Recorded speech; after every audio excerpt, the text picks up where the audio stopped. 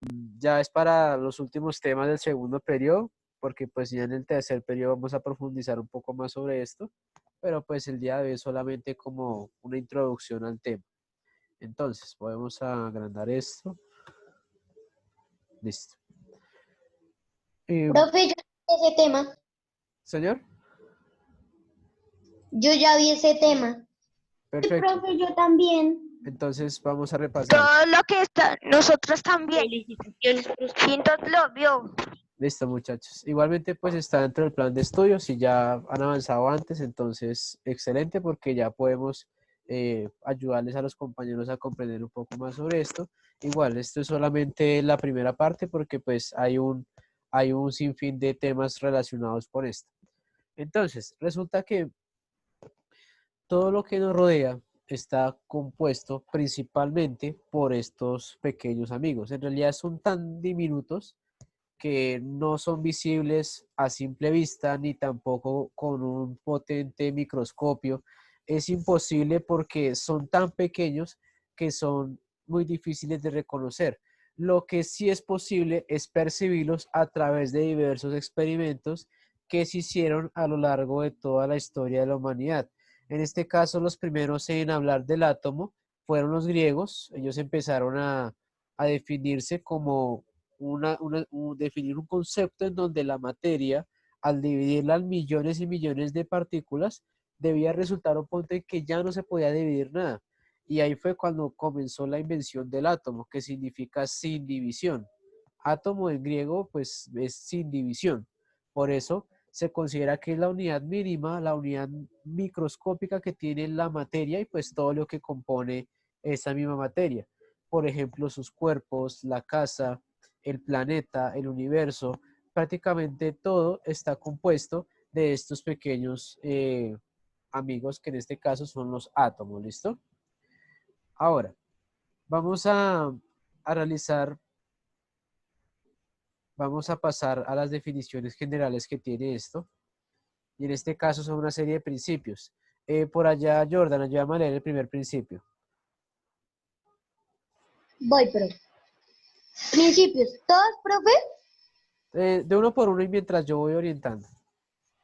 Todos los objetos están hechos de diminutas partículas que son invisibles a nuestros ojos. Listo. Prácticamente lo que ustedes perciben a través de sus sentidos, incluso el aire, está hecho de diminutas partículas que llamamos átomos. Obviamente el átomo es la unidad mínima porque pues es diferente una partícula. Una partícula son la composición de varios de estos átomos, pero pues la unidad que es base en la construcción del universo y pues todo lo que compone es el átomo. ¿Listo? Continúa, Jordan.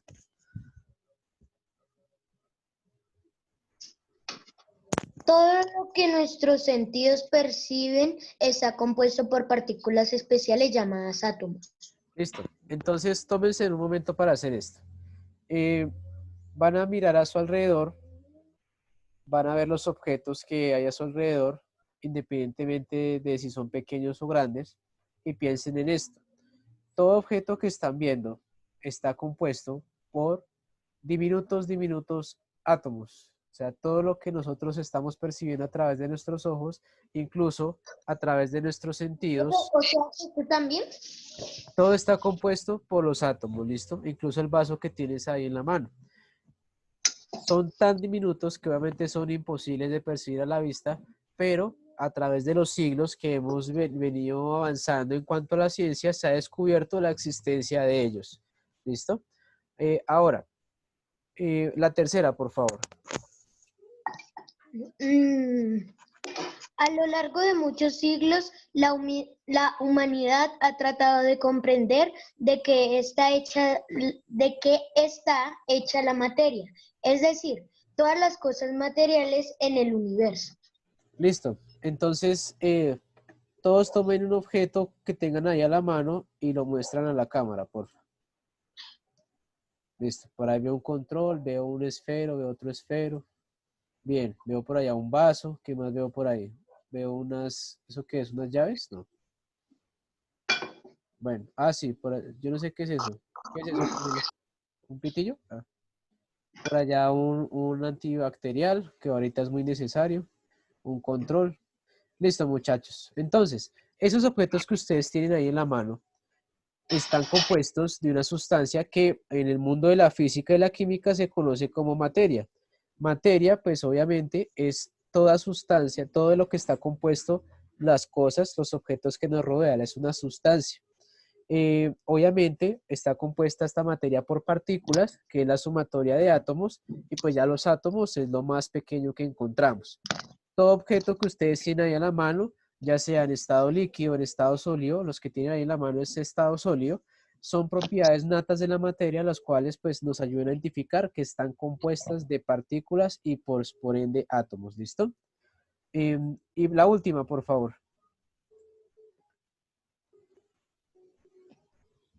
Los griegos consideraban que Jordan. los griegos consideraban que dividiendo la materia llegaría a un punto que ya no se podría dividir. Estas partículas las llamaron átomos invisibles. Bien, entonces, otra cosa que también pues nos referimos es que son invisibles, o sea, no podemos observarlos a plena vista. Obviamente los modelos que tenemos recientes son modelos inventados, prácticamente sacados de la imaginación, porque físicamente no tenemos una prueba de su existencia ni tampoco de su forma. Lo que sí podemos es crear modelos que pues obviamente nos ayuden a entender su estructura y también su comportamiento. Los griegos, más o menos, ellos empezaron con esta teoría de que, bueno, ¿y qué pasa si agarramos, no sé, un pedazo de naranja y lo partimos cuantas veces sea necesario? Llegará un punto en que ya no tendrá ninguna división. Y pues de ahí salió el concepto de átomo, ¿listo? En realidad los modelos que conocemos hasta ahora, que pues los que me indicaron que ya habían visto, el modelo que ustedes conocen ya es un modelo que pues se ha presentado hace más o menos 300 años desde nuestra época, pero pues el átomo pues ya, ya se habló de átomo a partir ya de 2500 antes de Cristo, entonces tiene una historia, pero fue mayormente desarrollado ya en nuestra era, en nuestra época, ¿listo? ¿Preguntas hasta ahí? No, señor. Bueno, No, señor. entonces, resulta que a lo largo de esos 300 años que llevamos investigando este fenómeno, obviamente se han dado diversos modelos para predecir cómo se verían físicamente y cómo funcionan en sí internamente. Entonces, tenemos varios modelos. Bueno, yo conseguí 4, porque obviamente son más, pero pues conseguí los principales. La idea es empezar a definirlos cada uno y ver en qué se diferencia cada uno. Entonces, por allá, Brian, ayúdame a leer el modelo atómico de John Dalton.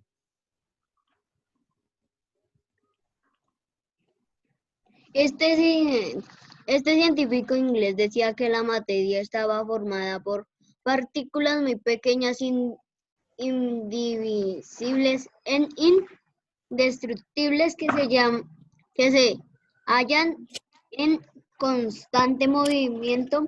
Según Dalton, estas partículas llamadas átomos no cambian y siempre conservan sus características. Dalton representó el átomo como una minúscula esfera maciza e indivisible. Indivisible, ¿listo? Indivisible es que no se puede ver. Entonces, al principio, obviamente, se creía ya cuando se empezó a desarrollar la teoría del átomo, pero entonces el primer modelo que tuvimos lo veía como una especie de canica, una especie de canica que pues estaba en constante movimiento, golpeándose unas con otras, pero pues no había como mucha funcionalidad, sino era algo muy general. O sea, que no tenía divisiones como actualmente sabemos que las tiene, sino que era una esfera tan pequeña, que pues interactuaba con otras entre sí. Ese era el modelo básico. Ahora, por allá... por allá, Camilo. Juan José, Camilo, Ya le voy a José la lectura. ¿Dónde está? Camilo.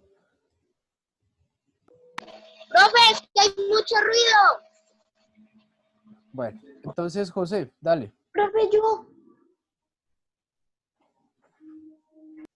Juan, profe. No escucho, profe. Segundo, modelo atómico de John Thomson. Ok. ¿Quién, profe? José. Este físico inglés decía. Este físico inglés decía que el átomo era una esfera de carga positiva en cual se encontraban incrustadas cargas negativas de manera semejante a cómo se ven las uvas pasas en el pastel. Por esta razón también se conoce este modelo como el modelo de pudín. Además, Thomson sostenía que las cargas negativas deben estar equilibradas con la carga positiva para hacer que el átomo sea una partícula neutral. ¿Ya? Listo, muchas gracias.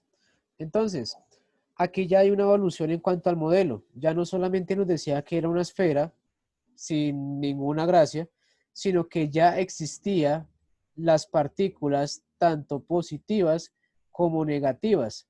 ¿Cómo se dieron cuenta de que ya existían este tipo de partículas dentro del átomo?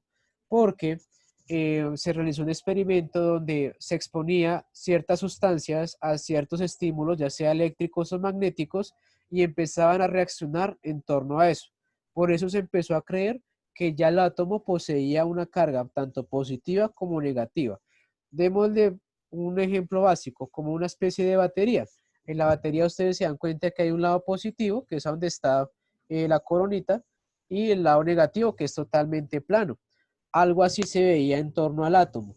Y pues obviamente se lo imaginaron como si el átomo fuera una especie de pastel. Los que han tenido la oportunidad de hacer pasteles se darán cuenta de que se le aplican diversos elementos y pues eso se revuelve dentro de una masa. Algo así se entendió como que se daba en ese modelo. ¿Hasta ahí todo claro? Sí, señor. Listo. Sí, señor. Ahora, vamos al siguiente modelo, que es el modelo atómico de Rutherford. Entonces, por allá, Alison, ¿cómo me habías dicho?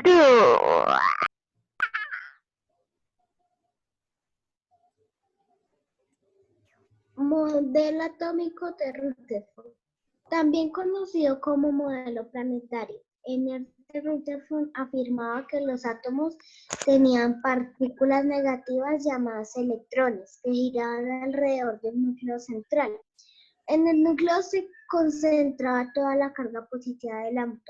A partir de estas ideas, Rutherford propuso que los electrones giraban alrededor del núcleo en órbitas. Perfecto. Entonces, si se dan cuenta, aquí ya hay un cambio significativo en el modelo que había. Ya no vemos algo como una especie de tortica, sino que ya se da una separación. O sea, ya había un núcleo, el cual contenía la carga positiva y unas esferas mucho más pequeñas que giraban en torno a ese núcleo y pues obviamente lo denominaron electrones, que cargaban pues la carga negativa, valga la redundancia. Entonces, si nos damos cuenta, aquí ya es un modelo mucho más universal. Por ejemplo, se siguió el modelo de los planetas que giran en torno a una órbita alrededor del Sol. En el caso a nivel planetario, el núcleo sería el Sol y los electrones vendrían siendo los planetas que giran alrededor de él. Ese ya es el primer inicio de un átomo que no es condensado, que no es plano como una esfera, sino que es mucho más complejo. Por allá, Ariana, ¿estás? Ariana, ¿está? Señor. ¿No está? Sí, señor. Listo, Ariana. Entonces, ayúdame a leer el modelo atómico de Bohr, por favor. Ariana, no, Ariana no está. El que dijo que sí, señor, fue creo que Alex. Ah, entonces no está. Por allá Manuel, modelo atómico de Bohr. Voy, profe. Gracias. Este modelo dice que los electrones giran alrededor del núcleo en órbita sin emitir energía. Además, cuando un electrón pasa por la órbita externa a una más interna, la diferencia de la energía entre ambas órbitas emite una radiación. Bien, entonces en este modelo pues ya sea como algo un poco más sencillo. O sea, se siguió con el tema de la órbita, de que había un núcleo, de que había un electrón, pero a diferencia de los otros modelos, decía que el electrón pues no posee ninguna carga, que es más como un complemento del átomo, más no es la totalidad de su carga, y pues que ya se hablaba de un tipo de energía que es la radiación, pero pues el modelo la verdad pues no se acoplaba mucho a los experimentos que se estaban haciendo en su época. Y pues ya nos vamos con el último, que es el modelo que tenemos todavía y que todavía no se ha modificado, porque pues la comunidad académica pues todavía no está preparada. Entonces, por allá, Diego, ¿Cuál, profe? el No es modelo necesario actual. colocarse los auriculares a la boca. Ay, ya. En 1926, el científico Egil Shamroy desarrolló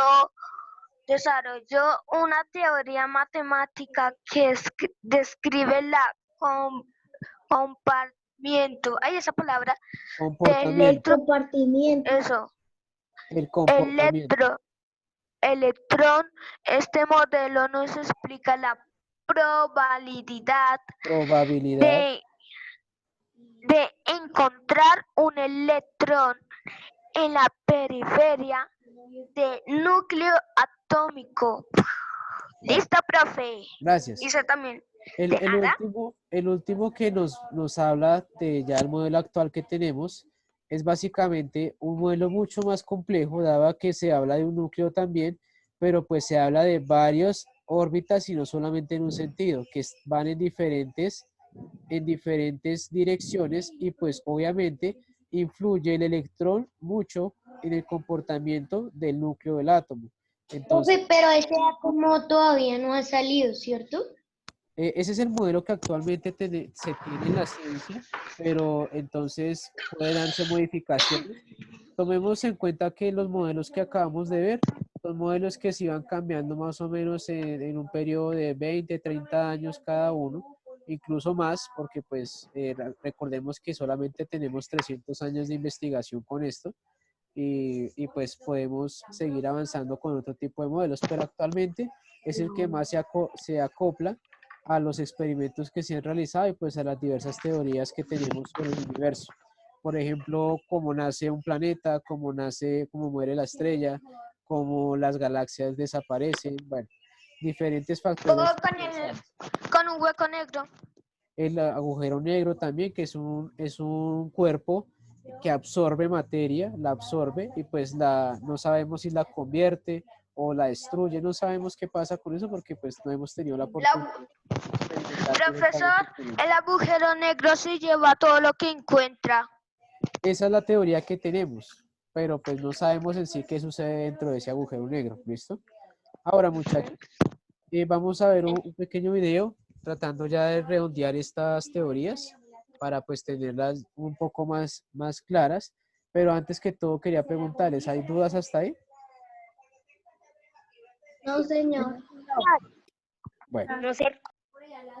Entonces, muchachos, la idea es que hagamos silencio, mantengamos el micrófono apagado, en este caso porque pues, y voy a compartirles el audio de la computadora para que puedan observar el video.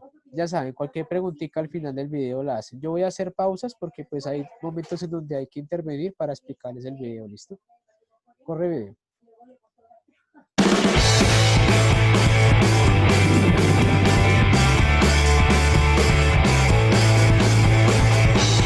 Ciencias y tecnología. Física, segundo grado. Bloque 1. Secuencia 6. Modelos científicos. El átomo. Hola, ¿sabías que desde la antigüedad el ser humano ha querido saber cuál es la porción más pequeña de la materia?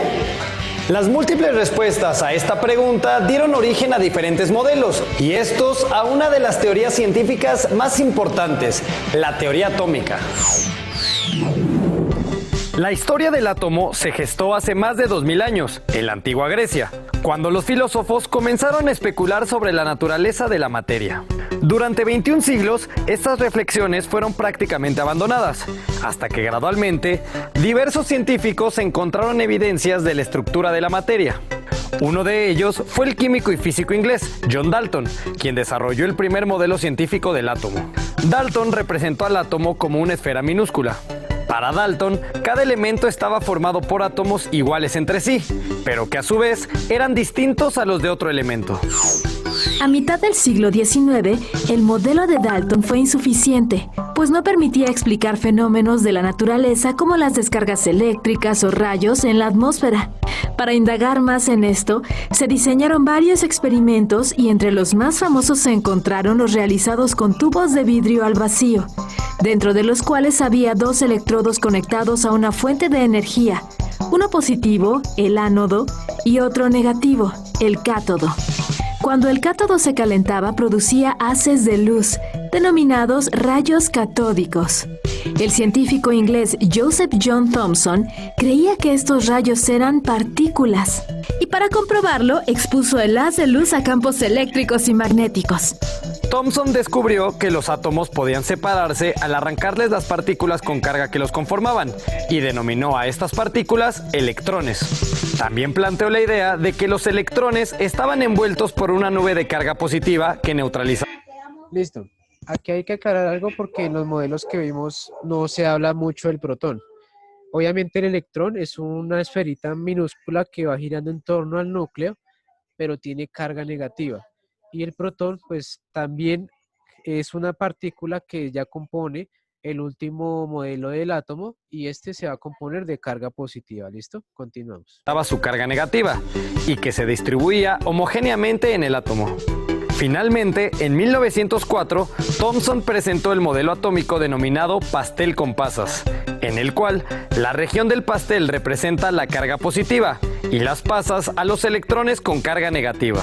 Años más tarde, el físico y químico neozelandés Ernest Rutherford verificó experimentalmente si el modelo de su maestro era correcto. Por años, Rutherford estudió unas partículas a las que denominó alfa, que eran emitidas a gran velocidad por ciertos materiales radioactivos. Este investigador bombardeó delgadas laminillas de oro y de otros metales con partículas alfa y observó su trayectoria. La mayor parte de las partículas atravesaban las laminillas sin problema, pero algunas rebotaban casi en la misma dirección de donde provenían, como si fueran repelidas por alguna fuerza, algo que no se pudo explicar con el modelo de Thomson. Rutherford sugirió entonces que la repulsión se debía a que la carga positiva del átomo no se encontraba distribuida homogéneamente, sino localizada en lo que denominó el núcleo del átomo, mientras que los electrones se encontraban alejados de él, girando a su alrededor y en número suficiente para compensar la carga positiva del núcleo. Así nació el modelo del átomo de Rutherford, con protones, partículas positivas que conformaban el núcleo. Este modelo dio a pie a que en 1913 el físico danés Niels Bohr, estudiante de Rutherford, desarrollara otro modelo atómico a partir de las observaciones de fenómenos luminosos, como cuando la luz blanca pasa a través de una gota de agua o de un prisma transparente y se descompone en los distintos colores que la forman. Bohr aplicó los conocimientos derivados de estas observaciones a un átomo de hidrógeno y propuso su modelo atómico, en el cual el electrón giraba en órbitas circulares concéntricas alrededor del núcleo, pero solo en órbitas específicas. Cuando un átomo recibía energía del exterior, entraba en un estado de excitación y absorbía cierta cantidad de esa energía, lo que lo obligaba a pasar a órbitas superiores. Y cuando el electrón salía del estado de excitación, regresaba a órbitas inferiores y desprendía energía que se manifestaba como luz. De acuerdo con Bohr, las órbitas contenían una cantidad de energía. Por esta razón... Bueno, Entonces, ahí ya nos habla más de conceptos de química y física ya en bachillerato. Pero entonces, en teoría, el modelo que más se acopló hasta ahora es este modelo que vemos que hay un núcleo. Obviamente hay diversas partículas girando en diferentes órbitas, no es solamente en una, sino en diferentes, ¿listo? Y obviamente pues está el protón y pues el electrón. Ahora, muchachos, ¿hay preguntas hasta ahí? No, señor. No, señor. Bueno, entonces, la próxima clase vamos a continuar porque pues nos queda todavía bastante tema y para no sobrecargarlos, entonces lo vamos a dejar para la siguiente sesión, ¿listo? Muchachos, entonces voy a tomarles el pantallazo de la asistencia y pues nos estaríamos hablando el día de mañana, ¿vale? Sí, señor. Bueno, entonces muchachos, ¿hay alguna pregunta, inquietud? Sí, profe, pero es fuera del tema. Bueno, entonces no hay sobre el tema ninguna pregunta. No. Listo. Ahora sí, ¿cuál es la pregunta fuera del tema, Manuel? Fuera del tema. Ya colgó las guías complementarias. Ojo, eso ya lo había mencionado yo al principio. Esta semana no hay guías porque ya las que se van a socializar esta semana son las que dejé la semana pasada, que no se pudieron socializar. ¿Listo? Entonces, las se va a tomar en cuenta es las guías de la semana pasada. Esta semana no les voy a dejar guías, ¿vale?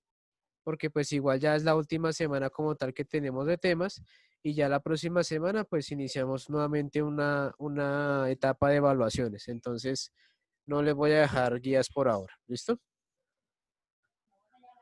Bueno, entonces muchachos, profe. no siendo más, muchas gracias por la asistencia y que pasen buena tarde, ¿listo? Chao, profe. Chao muchachos, que les vaya bien. Decir una cosa, profe. Sí, por allá está diciendo.